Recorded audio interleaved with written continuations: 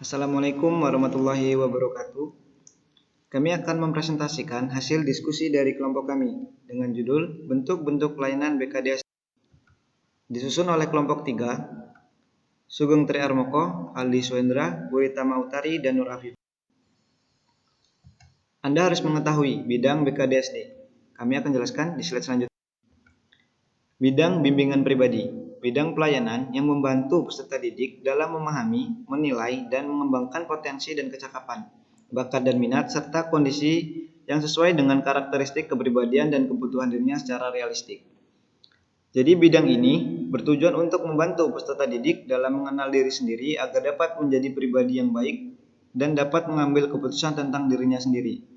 Pelayanan BK ini membantu siswa SD menemukan dan memahami serta mengembangkan pribadi yang beriman dan bertakwa terhadap Tuhan Yang Maha Esa, mandiri, aktif dan kreatif, serta sehat jasmani dan rohani.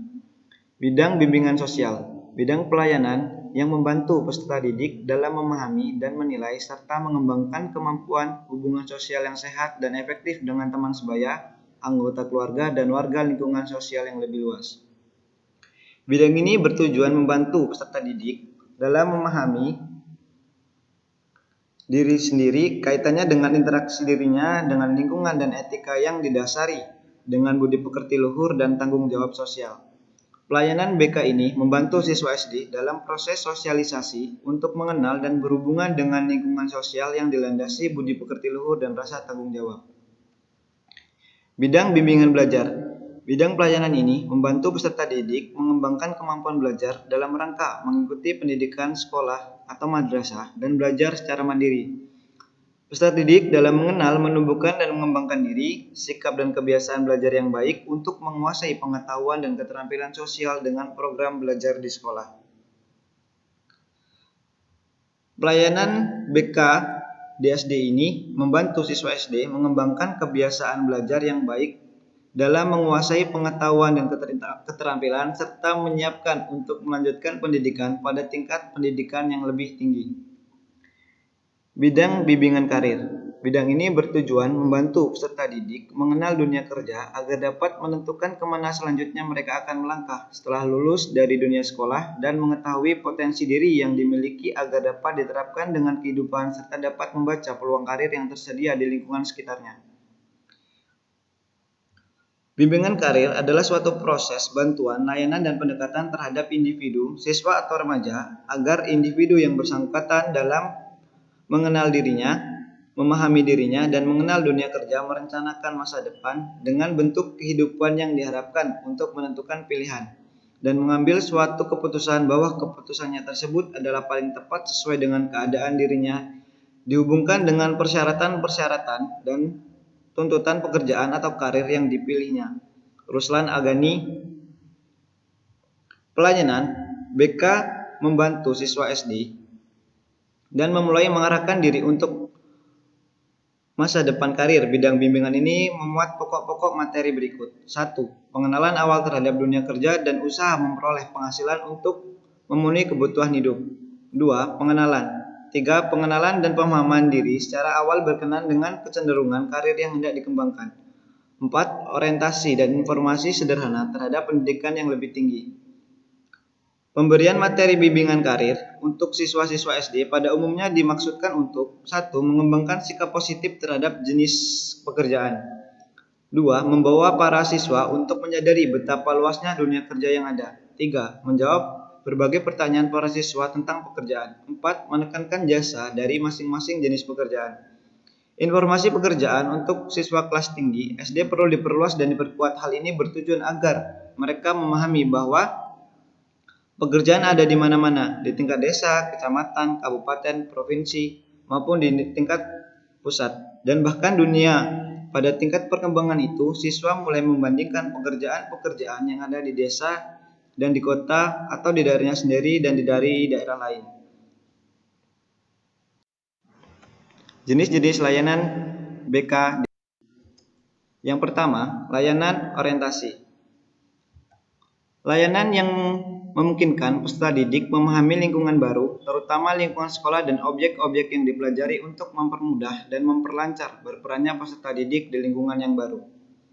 Layan ini sekurang-kurangnya diberikan 2 atau 3 dalam 1 tahun, yakni pada setiap awal semester. Tujuan layanan orientasi adalah agar peserta didik dapat beradaptasi dan menyesuaikan diri dengan lingkungan yang baru secara tepat dan memadai. Layanan informasi. Layanan ini memungkinkan peserta didik menerima dan memahami berbagai informasi seperti informasi belajar, pergaulan, karir, dan pendidikan lanjutan. Tujuan layanan ini adalah membantu peserta didik agar dapat mengambil keputusan secara tepat tentang sesuatu dalam bidang pribadi, sosial, belajar, maupun karirnya, berdasarkan informasi yang diperolehnya dan memadai. Layanan informasi juga berfungsi untuk pencegahan dan pemahaman. Informasi-informasi yang dimaksud di sini berkaitan dengan informasi tentang cara belajar yang baik, bayangan pendidikan lanjutan setelah lulus, dan program beasiswa bagi peserta didik. Layanan konten. Layanan ini memungkinkan peserta didik mengembangkan sikap dan kebiasaan belajar yang baik dalam penguasaan kompetensi yang cocok dengan kecepatan dan kemampuan dirinya serta berbagai aspek tujuan dan kegiatan belajar yang baik. Dalam penguasaan kompetensi yang ada dan yang cocok dengan kecepatan dan kemampuan dirinya atau peserta didik serta berbagai aspek tujuan dan kegiatan belajar yang baik. Layanan konten berkaitan dengan fungsi pemahaman dan fungsi pemeliharaan dan pengembangan. Fungsi pemahaman menyangkut berbagai aspek konten, persepsi, afeksi, sikap, tindakan, dan kebiasaan dalam kaitannya dengan kehidupan di sekolah. Layanan penempatan dan penyaluran. Layanan ini memungkinkan peserta didik memperoleh penempatan dan penyaluran di kelas, kelompok belajar, jurusan, program, latihan, dan lain-lain dengan tujuan agar peserta didik dapat mengembangkan segenap bakat, minat, dan potensi dirinya. Layanan ini berfungsi untuk mengembangkan. Layanan ini biasanya diberikan saat tengah semester. Jadi pembimbing lebih mengetahui perkembangan akademik, minat, bakat, dan peserta didik sehingga lebih mudah mengarahkan dan mengembangkan menjadi lebih optimal. Tentunya hal yang didukung dengan kolaborasi antara wali kelas dengan orang tua atau wali peserta didik. Selanjutnya adalah layanan bimbingan perorangan. Tujuan layanan konseling perorangan adalah agar peserta didik dapat mengentaskan masalah yang dihadapinya. Layanan konseling perorangan berfungsi untuk mengentaskan dan advokasi. Biasanya layanan ini diberikan kepada anak-anak yang bermasalah dalam hal belajar, pergaulan, ataupun masalah pribadi.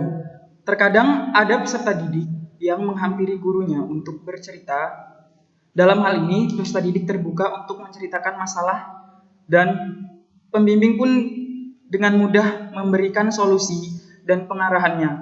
Namun, ada peserta didik yang tertutup dan tidak mau menceritakan masalahnya, sehingga pembimbing harus melakukan pendekatan terlebih dahulu, sehingga sedikit demi sedikit peserta didik tersebut mau menceritakan masalahnya dan pembimbing pun dapat memberikan solusinya. Selanjutnya, ada layanan bimbingan kelompok.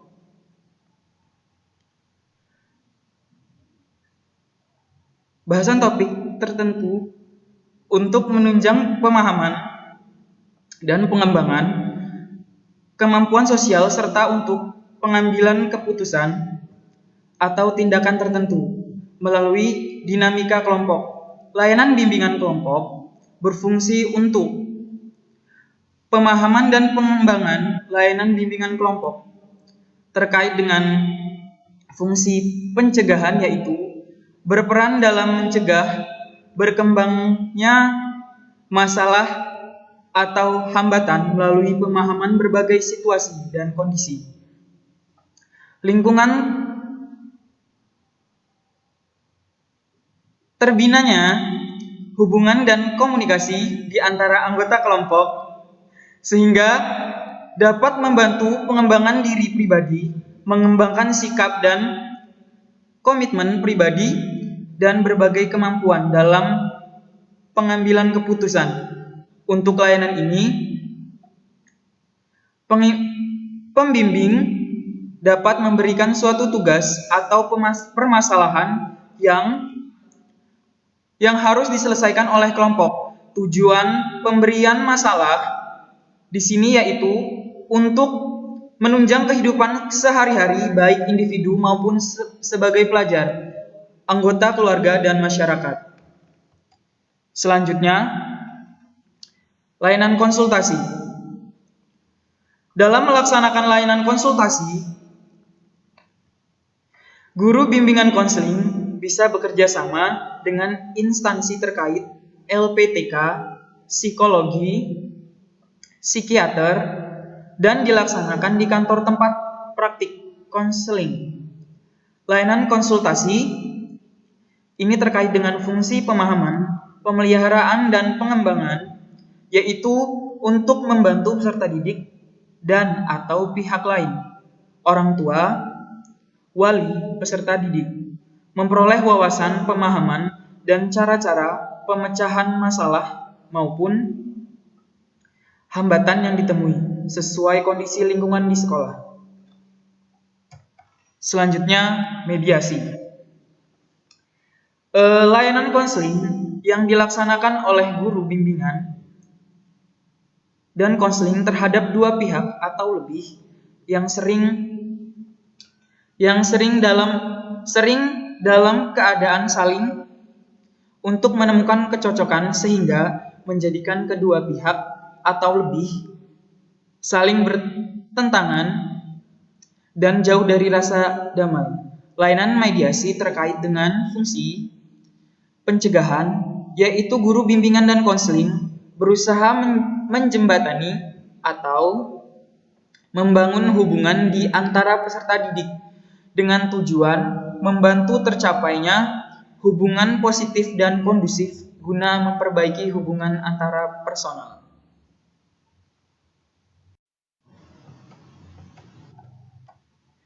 Selanjutnya, pokok-pokok kegiatan bimbingan dan konseling di SD. Bimbingan pribadi, yaitu 1. Penanaman sikap dan kebiasaan dalam beriman dan bertakwa terhadap Tuhan Yang Maha Esa. Selanjutnya, yang kedua,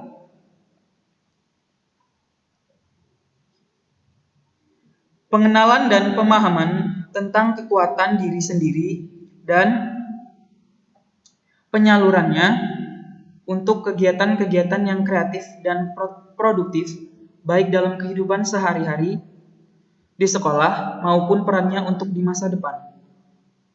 Yang ketiga, pengenalan dan pemahaman tentang bakat dan minat pribadi serta penyaluran dan pengembangannya melalui kegiatan-kegiatan yang kreatif dan produktif. Yang keempat, pengenalan dan pemahaman tentang kelemahan diri sendiri dan usaha penanggulangannya. Yang kelima, pengembangan kemampuan mengambil keputusan sederhana dan mengarahkan diri. Yang keenam, perencanaan serta penyelenggaraan hidup sehat. Selanjutnya, bimbingan sosial. Yang pertama, mengembangkan kemampuan berkomunikasi baik melalui ragam lisan maupun tulisan secara efektif. Yang kedua, pengembangan kemampuan bertingkah laku dan berhubungan sosial baik di rumah, di sekolah, maupun di masyarakat dengan menjunjung tinggi tata krama, sopan santun, serta nilai-nilai agama, adat, peraturan, dan kebiasaan yang berlaku. Yang ketiga, pengembangan hubungan yang dinamis dan harmonis, serta produktif dengan teman sebaya. Yang keempat, pengenalan dan pemahaman peraturan dan tuntutan sekolah, rumah, dan lingkungan, serta kesadaran untuk melaksanakannya. Selanjutnya, poin C, bimbingan belajar. Yang pertama, pengembangan sikap dan kebiasaan belajar untuk mencari informasi dan berbagai sumber belajar. Bersikap terhadap guru dan narasumber lainnya. mengikuti pelajaran sehari-hari, mengerjakan tugas, mengembangkan keterampilan belajar, dan menjalani program penilaian. Yang kedua, pengembangan disiplin belajar dan berlatih baik secara mandiri maupun kelompok.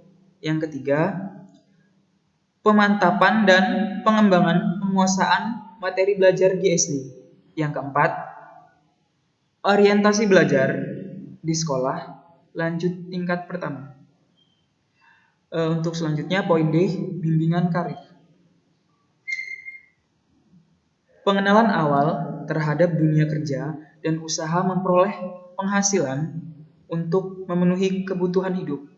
Yang kedua, pengenalan, orientasi, dan informasi karir pada umumnya secara sederhana. Yang ketiga, pengenalan dan pemahaman diri secara awal berkenaan dengan kecenderungan karir yang hendak dikembangkan. Yang keempat, orientasi dan informasi sederhana terhadap pendidikan yang lebih tinggi, khususnya dalam kaitannya dengan karir yang hendak dikembangkan. Sekian, terima kasih. Assalamualaikum warahmatullahi wabarakatuh. Kok assalamualaikum? Nanti kan bisa ditambah sih, diedit ini aja. Ya aku gugup banget loh.